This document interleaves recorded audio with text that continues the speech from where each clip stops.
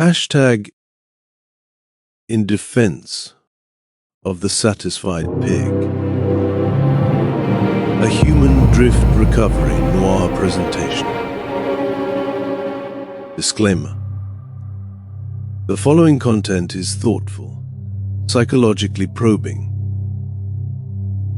This episode from our Recovery Noir Archive, called In Defense of the Satisfied Pig, invites you into a shadowy journey through philosophy, trauma, and the culture of suffering, from Socrates and Mill's famous thought experiment to the modern machinery of trauma identity.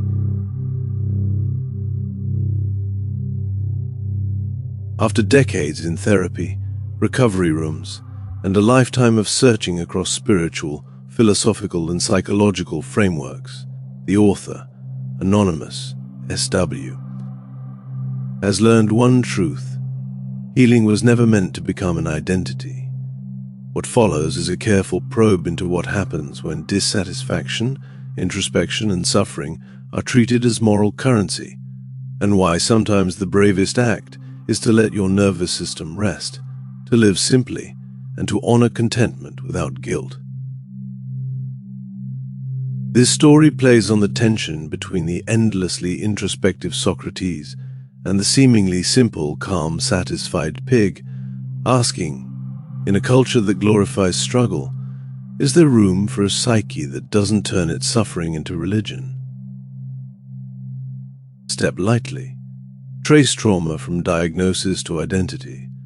Watch how it reshapes the body, memory, and agency, and consider the radical possibility that insight and peace might coexist. I've had to confront a simple truth.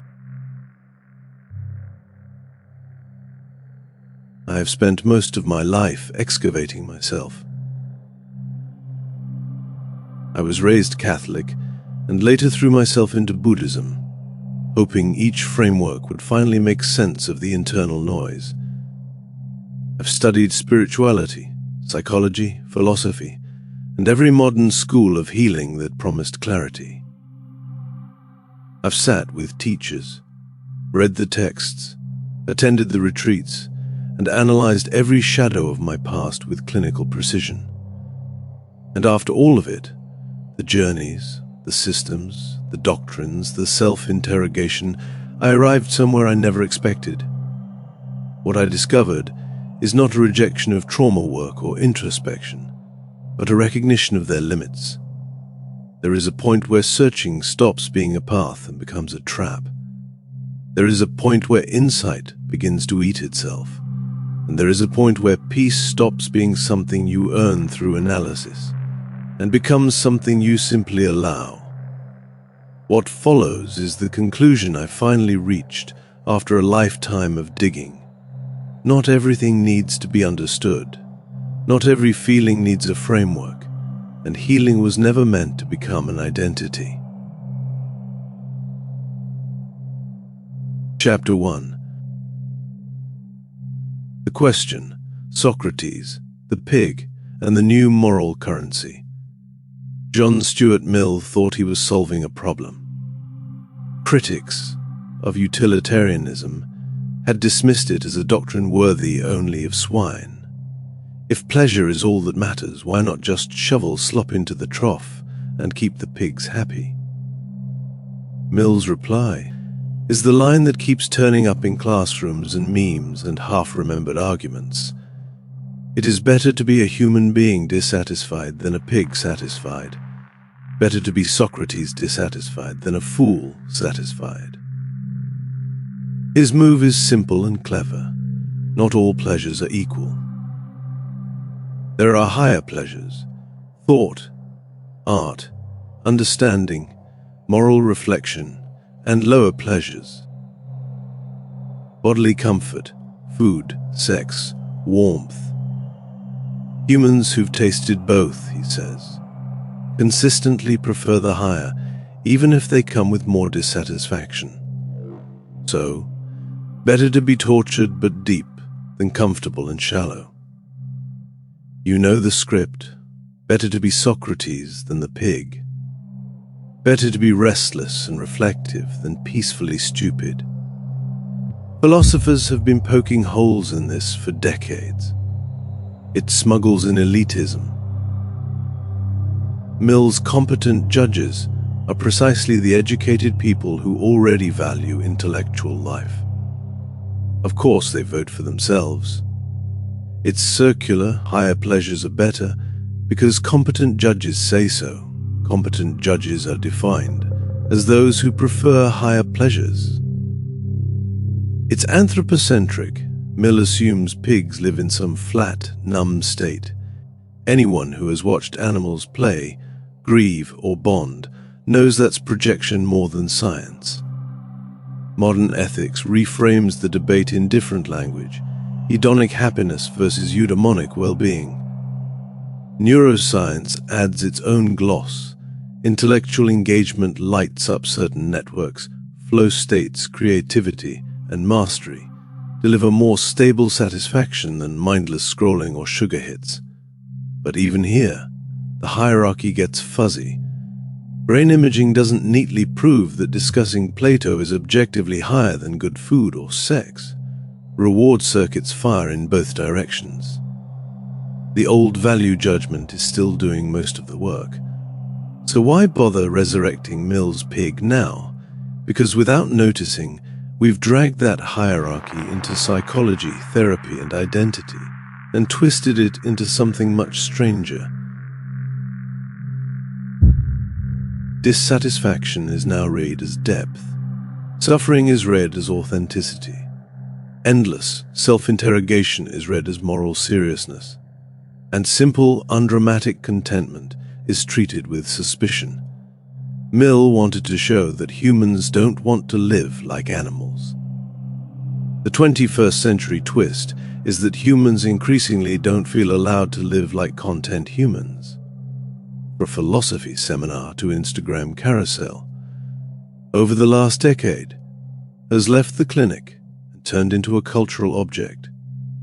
Originally, the term did a specific job, described the psychological consequences of severe events: war, rape, catastrophic accidents, prolonged abuse. Work like Judith Herman's on complex PTSD expanded the lens to cover sustained, inescapable harm, coercive control, childhood brutality, domestic captivity. That expansion was needed. Lots of people fell through the cracks of the old single-event PTSD model. Then the ground started to move. Diagnostic categories broadened. Each revision of the DSM loosened what could count as trauma, with prevalence estimates climbing with each expansion. Grief, indirect exposure, and non-life-threatening events began to slip under the trauma umbrella. Therapy culture went mainstream. Podcasts, TikTok, pop psych bestsellers, and HR trauma-informed policies pushed trauma language into everyday life. Social media turned vulnerability into content. Hashtags like #TraumaHealing and #ComplexPTSD attracted hundreds of millions of views. Influencers built brands on trauma journeys. Sharing your wounds became a route to belonging, attention, and sometimes cash. Scholars call some of this semantic inflation of trauma and trauma as cultural capital. As the word stretches to cover more experiences, bad breakups, awkward bosses, misattuned parents, ordinary anxiety, it gains reach but loses precision. Trauma becomes less a description of a particular kind of wounding and more a mood, a lens for being a person in late capitalist chaos. In that world, Mill's Socrates pig split comes back in a new costume. The modern Socrates is the endlessly introspective subject, steeped in therapy language, always processing. Fluent in nervous system, inner child, attachment style, parts, triggers, dysregulation. Suspicious of any uncomplicated happiness as bypassing or denial. The modern pig is the person who says, "I'm kind of okay," I don't want to spend the rest of my life digging through my childhood. And in many trauma-saturated spaces, that sounds almost offensive. Not aware enough, not deep enough, not doing the work, suffering as status. Once trauma becomes a social identity, something quiet and ugly happens. Pain starts to function as status. In some activist and academic spaces, being traumatized can confer moral authority, a kind of epistemic privilege. I see more clearly because I've suffered. In some online communities, more severe trauma narratives draw more attention and validation. In some support groups, the most distressed sharers feel like the most honest ones. You can see Mill's hierarchy mutating here. Higher pleasures become higher sufferings. The noble, dissatisfied Socrates morphs into the person who has suffered most, processed most, excavated most, and can narrate their pain with the greatest fluency. The satisfied pig, in contrast, becomes morally suspect, not because they're harmful, just because they're fine. If you're not constantly in crisis, are you just shut down? If you say your childhood was all right, are you in denial? If you like your ordinary, relatively undramatic life, are you spiritually asleep? Once that suspicion lands, people feel a weird pressure to upgrade ordinary hurt to trauma so it feels legitimate, to keep their story painful so it stays meaningful, to keep their identity tethered to struggle so it doesn't feel shallow. This is the moral economy of suffering. The informal rules that say more visible pain equal to more depth, more right to speak, more seriousness. It's rarely stated outright, but people feel it. The trauma world trap. None of this is an argument that trauma isn't real. Some lives really have been smashed, and those people need more than bromides about resilience. They need safety, housing, money, good therapy, medical care, and community. The boring, hard, material things that actually repair damaged systems. The problem isn't talking about trauma. It's what happens when trauma becomes the main story you tell about yourself, the way you explain every reaction, the brand you build online, the culture of the groups you join, the permanent frame of reference for everything. At that point, Mill's better to be a dissatisfied Socrates quietly stops being a thought experiment and starts being a lifestyle directive. Better to be endlessly processing than simply living. Better to keep digging than to let a wound scar over. Better to be tormented but authentic than calm but simple. And here's the punchline. The nervous system doesn't care about your philosophical commitments. Chronic introspection keeps the body keyed up. Hyperfocus on sensations increases anxiety and symptom monitoring. Over-identifying with wounds builds shame, not freedom. Living forever in recovery mode crowds out actual life. This is where Mill's neat opposition falls apart. The choice is not be Socrates and suffer forever, or be a pig and live in stupid bliss.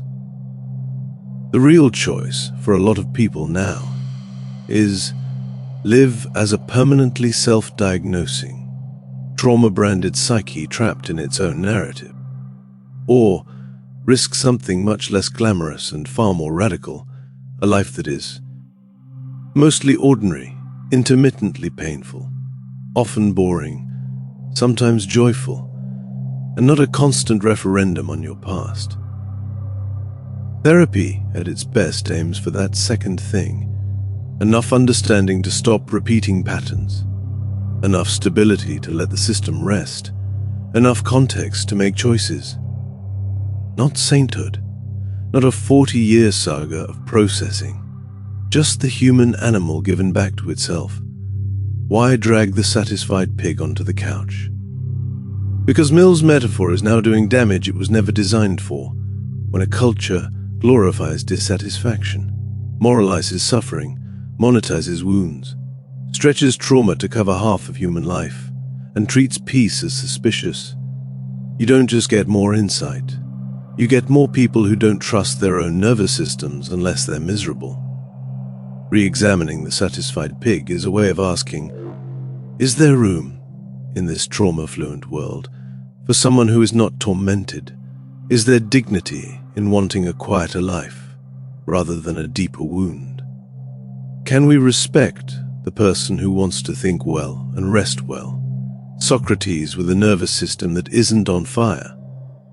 This essay takes the side Mill never quite considered, a serious, unapologetic defense of the satisfied pig, not as an idiot, not as a coward, but as a symbol of something we've almost forgotten how to value, a psyche that does not make a religion out of its own suffering. The next chapter goes under the hood of how we got here, how trauma expanded from diagnosis to identity, how healing became a lifestyle, and why suffering now functions as social currency in the first place. Then we'll drop into the machinery, what this does to memory, the body, shame, agency, and actual behavior.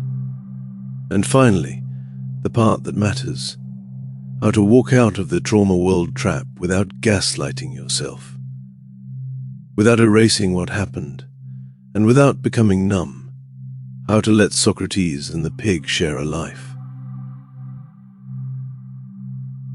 Chapter 2. The expansion, how trauma became a lens, a language, and a self. If Chapter 1 traced the philosophical shadow of Mill's hierarchy into the trauma-saturated present, then Chapter 2 turns to the cultural machinery that made trauma so magnetic in the first place.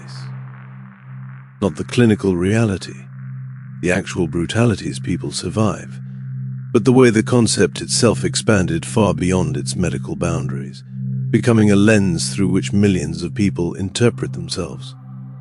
The shift did not happen overnight. It was gradual, creeping, and in many ways well-intentioned. But almost every step forward also created a loophole, a distortion, a subtle inflationary pressure that pushed the trauma category wider and wider, until trauma became one of the most overused psychological words of the century. It started with a diagnostic impulse, the desire to name suffering more precisely. Judith Herman's argument in the 1990s, that trauma was not just single shocking events but also long-term coercive harm, was a landmark correction. The old PTSD category could not capture the lives of children raised in terror, partners trapped in controlling relationships, or people subjected to prolonged humiliation. Expanding the model meant increasing compassion. But diagnostic categories are not inert. Once expanded, they move. Each edition of the DSM loosened criterion A, the threshold defining what counts as trauma. The language shifted from uniquely catastrophic events to potentially overwhelming ones. Loss, distressing news exposure, indirect witnessing, cumulative stressors, things once considered hard but survivable, entered the conversation as trauma candidates. Prevalence numbers rose accordingly. A category designed for the extreme began to drift toward the ordinary. At the same time, therapy culture moved from the clinician's office into public life.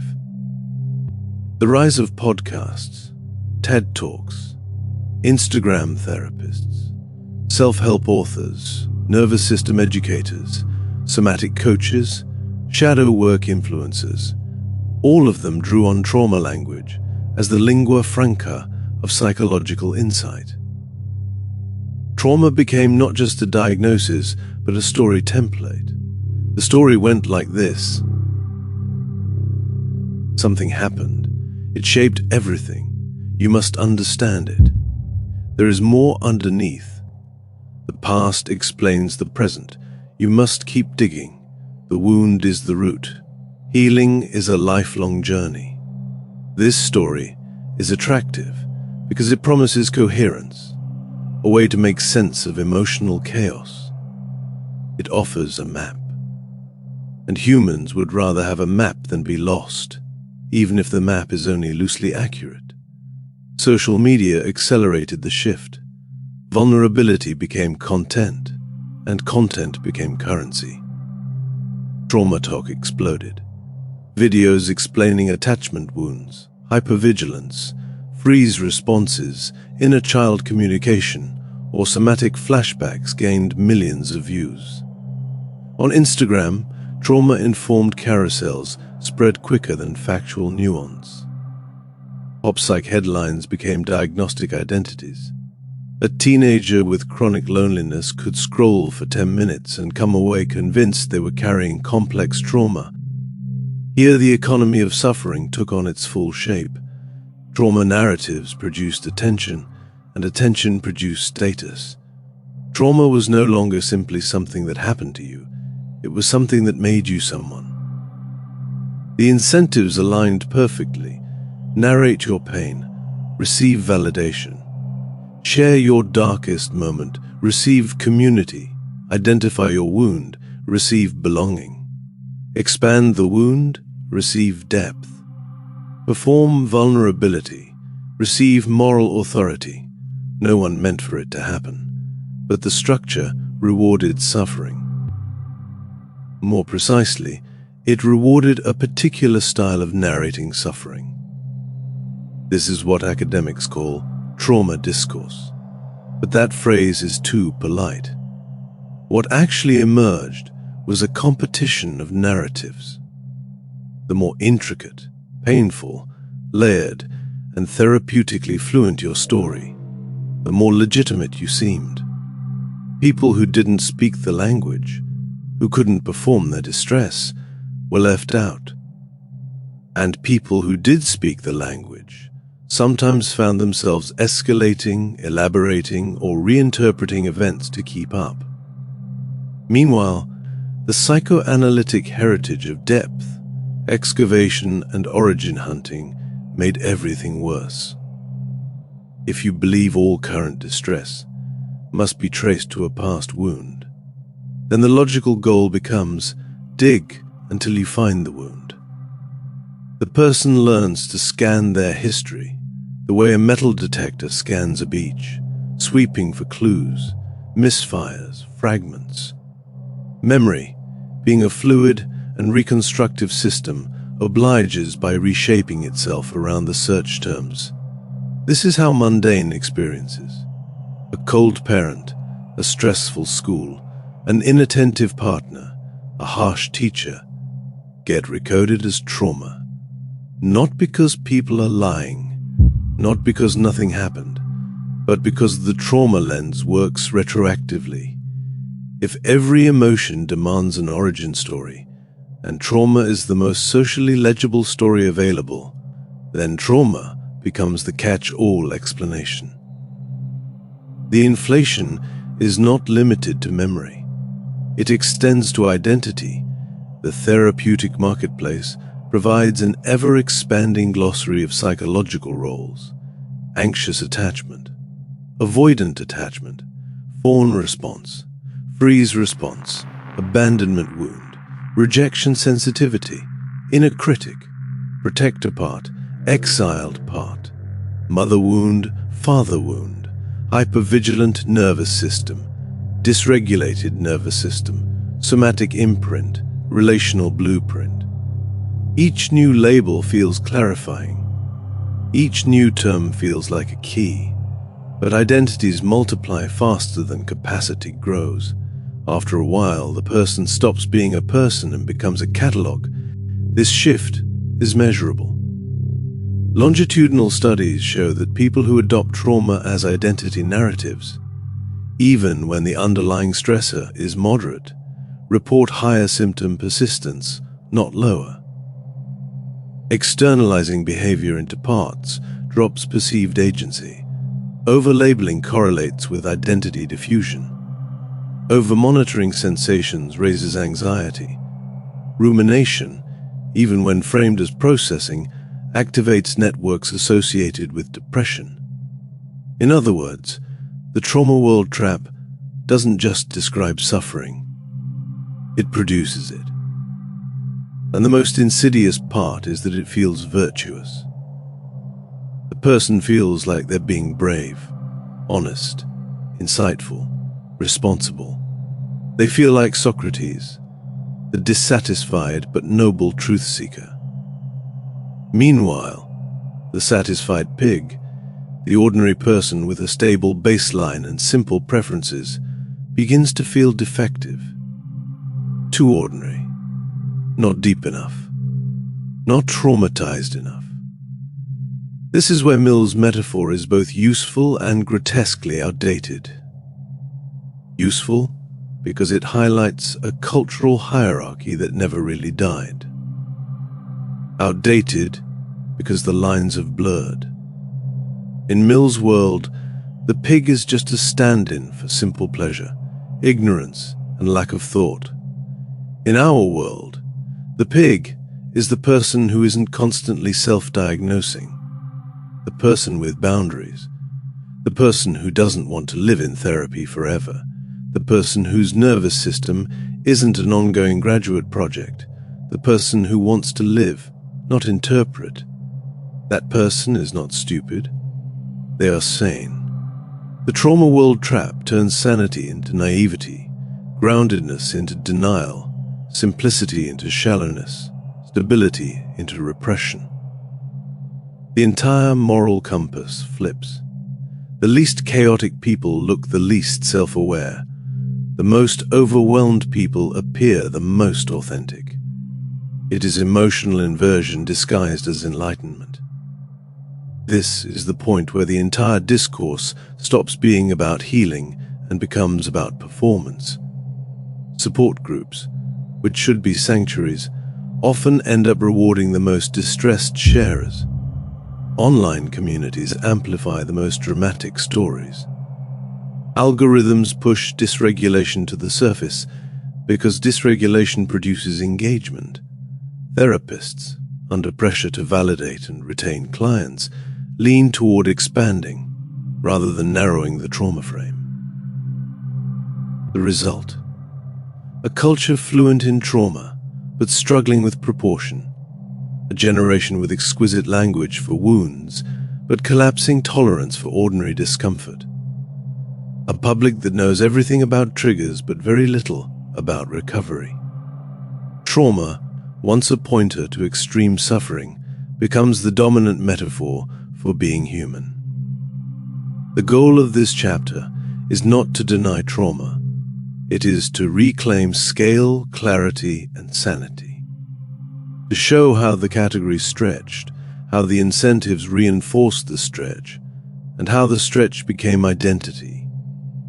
Without this map, the next sections, the nervous system effects, the memory distortions, the agency erosion, don't make sense. But once you see the expansion clearly, the rest follows naturally. A culture that rewards the Socratic wound will keep producing wounded Socrateses, people who believe that more suffering means more truth. And that belief is the doorway into the trap. Chapter 3 turns from the cultural to the biological, what the trauma identity actually does to a body, a mind, a memory, and a self. Hashtag Chapter 3, The Body. How trauma identity rewires the self from the inside out. If the first chapters mapped the cultural and philosophical terrain, Mill's hierarchy, the rise of trauma discourse, the expansion of diagnostic categories, the moral economy of suffering, then this chapter takes the same argument into the bloodstream, the nerves, the viscera. It asks what actually happens inside a human being when trauma becomes not just an event or a memory, but an identity. when the wound becomes the organizing principle around which the whole person orients their inner and outer life. This part is harder to talk about because the effects are not ideological, they are biological. Trauma identity does not sit in the intellect. It sits in the nervous system, the endocrine system, the DMN, the insula, and, perhaps most damagingly, in the person's expectations of themselves. It reshapes interpretation before it reshapes belief. It alters sensation before it alters thought. To understand how this happens, you have to start with the simplest fact most trauma discourse forgets. The body was not built for constant interpretation. It was built for cycles, expansion and contraction, activation and rest, effort and recovery, emotion and settling, a nervous system in motion, not a nervous system under examination. But trauma culture teaches people to monitor, decode, and interpret every internal ripple as if it were a message from a submerged archive. The person starts observing themselves with the vigilance of someone watching a bomb for signs of detonation. It feels like insight. It feels like responsibility. It feels like healing. But the physiology tells a different story. Hypervigilance, the core feature of trauma, is sustained activation of the amygdala, elevated cortisol, increased sympathetic tone, and decreased heart rate variability. Clinical research shows that chronic surveillance of internal sensations amplifies threat detection, not clarity. The more the person scans, the more the system spikes. Anxiety raises interoceptive sensitivity, and interoceptive sensitivity raises anxiety. The loop reinforces itself. Trauma identity widens the aperture even further. Ordinary sensations that a non-traumatized person would dismiss instantly become signals. A flutter in the chest becomes a sign of unresolved fear. A tight jaw becomes an inner protector. A moment of irritability becomes attachment dysregulation. A dip in mood becomes the inner child crying out. Again, none of this comes from bad intent. It comes from a culture that treats insight as salvation. But the nervous system responds to interpretation as if interpretation were danger. The insula, the brain's interoceptive hub, lights up when sensations are labeled negatively, even when the sensations themselves are neutral. You can scare a body by naming what it feels. This is one of the paradoxes of contemporary trauma work. The more you scrutinize your trauma, the more traumatized you feel. The more you listen to the body, the more the body speaks in the language you've taught it. Hyper-meaning, over-interpretation, catastrophized sensation. The body stops being a home and becomes a diagnostic instrument. Memory follows the same pattern. The dominant trauma narrative trains people to retrofit their past through therapeutic categories. This is not intentional distortion. It is reconstruction. Human memory is inherently plastic. It updates itself according to present needs, beliefs, and scripts. If the present self is meant to be wounded, the past will reshape itself toward wounding. This isn't fraudulent or manipulative. It's neurological. Studies on suggestibility and narrative reconstruction show that identity-consistent memories are reinforced, expanded, and sometimes partially invented. Trauma identity creates a gravitational field. The past bends toward it. A parent who is imperfect becomes neglectful. A home that was inconsistent becomes unsafe. A teenage heartbreak becomes attachment trauma. A lonely period becomes abandonment. Again, not because it didn't hurt, but because the trauma lens demands origins, and the brain obliges by reorganizing itself around the search. This is why the trauma world trap is not just cultural, it is neurological. When trauma becomes the organizing identity, the brain restructures to support that identity. The person begins to live in a system that is constantly asking what happened to me, instead of what do I want now? That question seems insightful, but it drags the psyche backwards. It keeps the self in a posture of forensics instead of a posture of agency. Agency is where the real damage shows. One of the most seductive features of trauma identity is that it offers explanations. Why relationships fail, why emotions overwhelm, why the body reacts, why confidence collapses, why intimacy is difficult, why life feels hard. The explanations often feel compassionate. They reduce shame. They normalize experience. They give language where once there was confusion. But explanations can become cages. When every difficulty is framed as a trauma echo, the person stops recognizing themselves as someone who can choose differently. They stop being a self and start being a system. They externalize their own behavior into parts, protectors, exiles, adaptations, wounded selves. The language feels gentle, but the effect is severe. It dilutes responsibility. The more behavior is attributed to automated systems, the less the person believes themselves capable of deliberate action. The research is striking. Externalizing emotions into parts reduces agency by as much as 20 to 25%. People become passive in the face of their own life. They wait for insight instead of making decisions. They look inward for clues instead of outward for opportunities. They expect change to come from healing instead of from action. Meanwhile, the nervous system continues to fire. The body continues to spike. The DMN continues to ruminate. And the person becomes trapped in the worst biological consequence of all, rumination disguised as introspection. Rumination, the constant replay of thoughts, sensations, and feelings, is physiologically corrosive. It shrinks hippocampal volume, increases stress hormones, disrupts sleep, and reduces emotional recovery after stress. Trauma identity reframes rumination as processing, but the effect is the same. The body doesn't care if the narrative is poetic. It reacts to the mechanics, not the meaning. At this point, something predictable shows up: exhaustion. People in long-term trauma work often report feeling more fragile, not less; more sensitive, not less; more dysregulated, not less; more dependent on therapeutic language, not more autonomous in their own.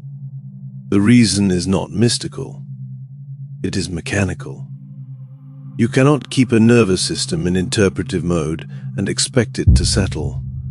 You cannot reconstruct your memory through the lens of wound logic and expect identity to remain flexible. You cannot externalize behavior into parts and expect agency to stay intact. You cannot treat every bodily sensation as a message and expect the body to stop shouting. You cannot turn suffering into coherence and expect peace. When someone stays in interpretive mode for too long, the nervous system eventually forgets how to stand down. Keeps scanning, translating, and trying to extract meaning from every internal flicker. Memory behaves the same way. If the past is continually examined through a wound-centered lens, identity begins to calcify around the interpretation rather than the event. Agency erodes too. Externalize behavior into parts long enough, and the self gradually stops recognizing its own authorship. And when every sensation is treated as a message, the body inevitably raises its voice. A system asked to confess will always find more to confess. Trauma identity promises the opposite. It suggests that if you just go deeper, if you feel more, analyze more, track more, uncover more, process more, then a threshold will eventually appear. But it usually doesn't. Not because healing is hopeless, but because the method keeps the organism activated. It keeps the narrative unfinished. It keeps the body listening for danger. It keeps the past wired to the present. It keeps the person suspended in a permanent state of almost there. This is the part people rarely say aloud, meaning shapes physiology. The nervous system obeys whatever story it's given. If you frame yourself as fragile, you behave as fragile. If you treat discomfort as threat, the body reacts as though threatened.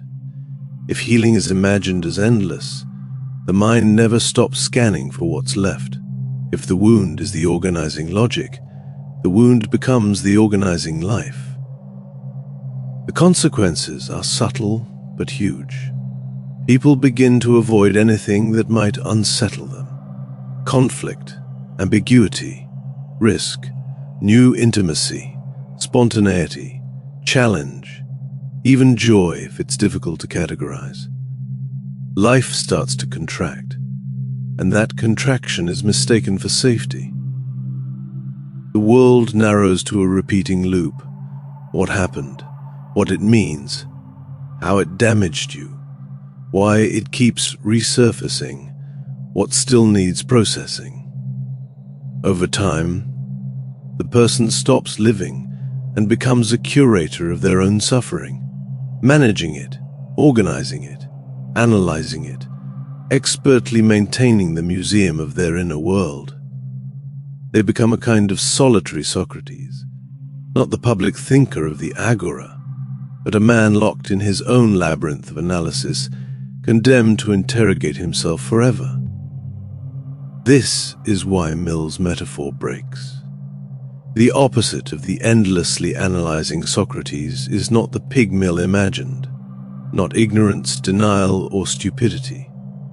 It is simply a human being whose nervous system is allowed to return to baseline, a person who doesn't demand confessions from their sensations, doesn't force the past to justify every emotion, doesn't treat ordinary feelings as pathology, doesn't need their suffering to be meaningful, doesn't live inside an eternal therapeutic narrative.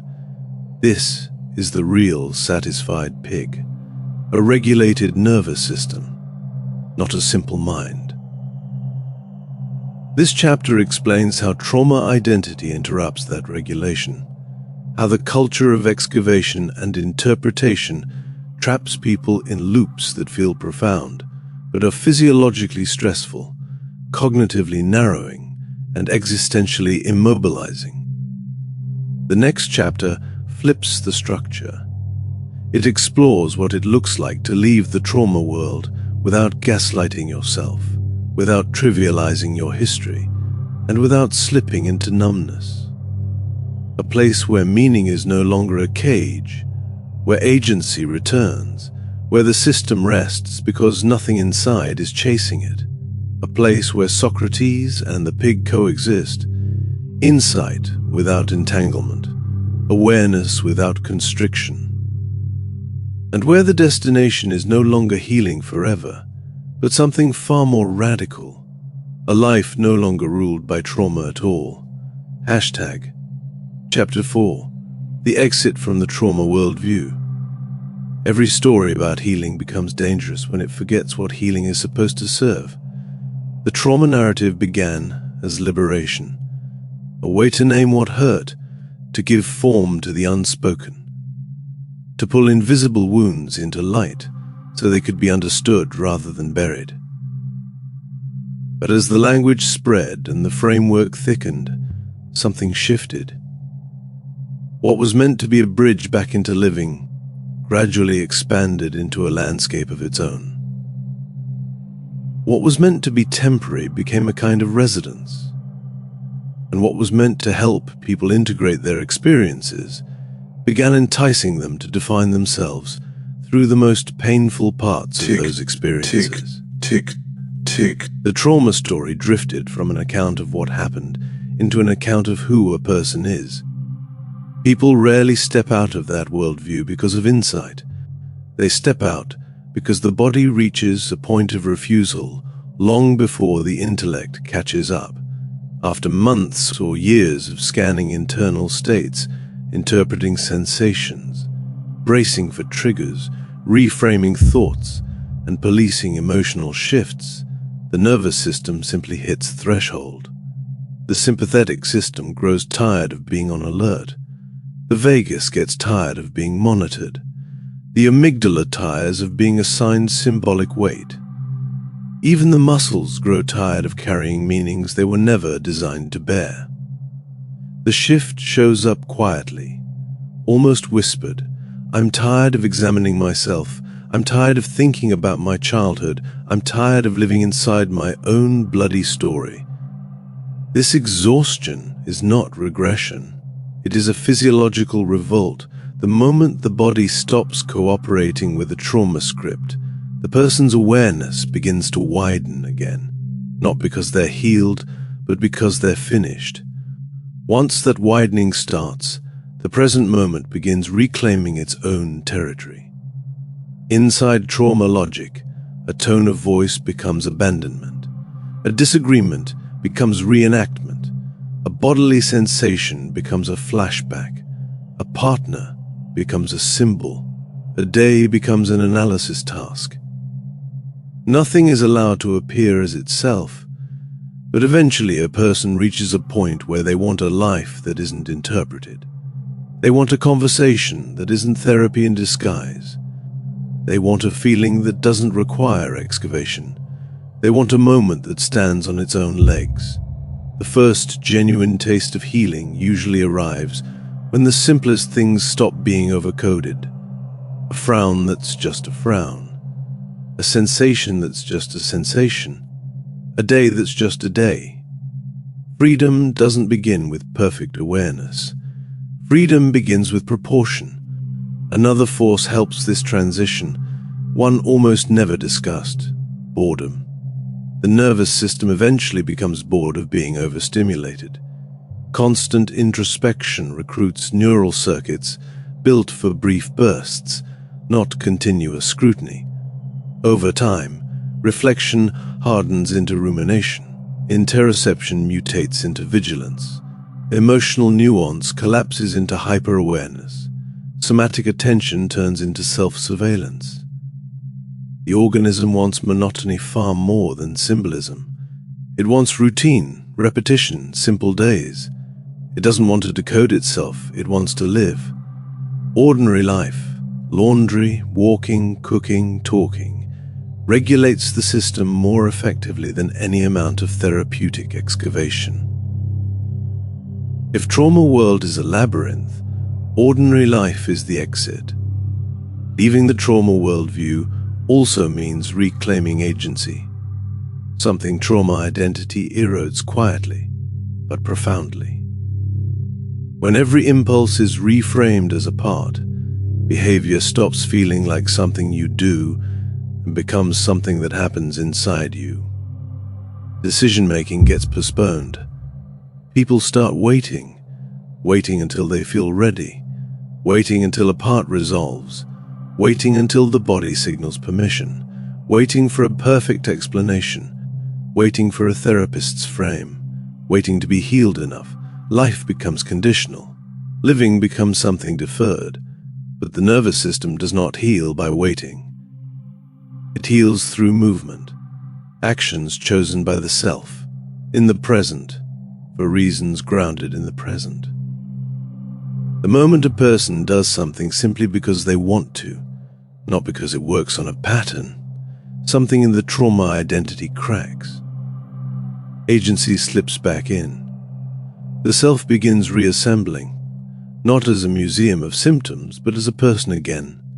One of the strangest distortions of modern trauma culture is the suspicion cast on peace. Calm is labeled avoidance. Stability is framed as repression. A quiet body is treated as dissociation. This is not insight. It's anxiety masquerading as depth. Peace doesn't require interpretation. It requires permission. Peace is not denial. Peace is the natural resting state of a regulated organism. You do not owe anyone an explanation for feeling okay. Calm does not need justification. Stability is not a puzzle to solve. At some point, a person stops defending their peace, and that is when they finally have it. All of this leads to the central correction, returning the past to its proper scale. Nothing here asks a person to minimize what happened or pretend that wounds have no effect. But there is a difference between carrying memory and carrying identity. The trauma worldview treats the past as prophecy, the wound as the central organizing truth. The middle path treats the past as influence, not destiny, context, not architecture. And the paradox is simple. The past is honored more by living well than by analyzing endlessly. Which brings the argument back to Mill. His binary between the tortured wisdom of Socrates and the unquestioning ease of the pig collapses when viewed through a psychological lens.